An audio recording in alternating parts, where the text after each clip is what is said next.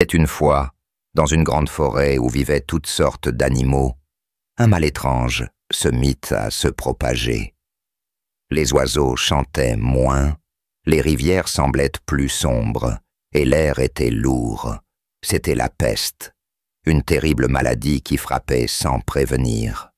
Les plus forts tombaient malades, les plus rapides n'avaient plus la force de courir.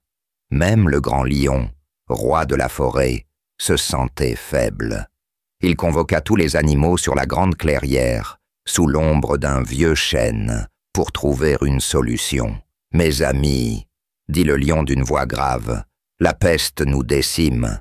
Si nous ne faisons rien, elle nous détruira tous. On raconte que lorsque de grands malheurs frappent un royaume, c'est parfois parce que quelqu'un a commis une faute grave. Peut-être qu'un sacrifice pourrait apaiser le sort. » Les animaux se regardèrent, inquiets. Le lion continua. « Alors, chacun d'entre nous va confesser ses fautes.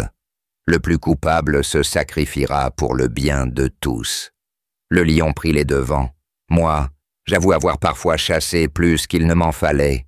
Un jour, j'ai même mangé une douce gazelle qui ne m'avait rien fait.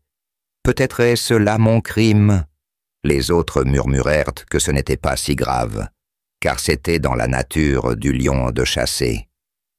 Vint ensuite le tigre. J'ai volé des proies à d'autres chasseurs, et une fois, j'ai effrayé des petits singes pour m'amuser. On trouva encore que ce n'était pas bien, mais excusable.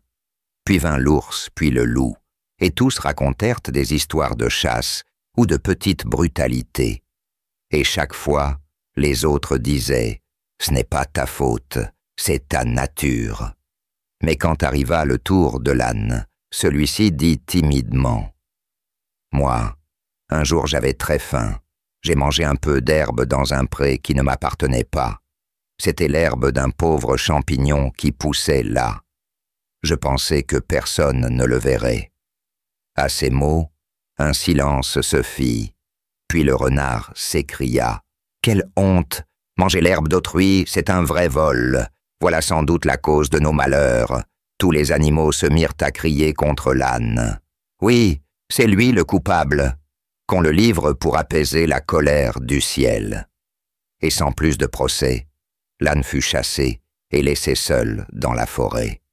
Peu après, la peste sembla disparaître. Mais les animaux avaient-ils vraiment trouvé le vrai coupable ?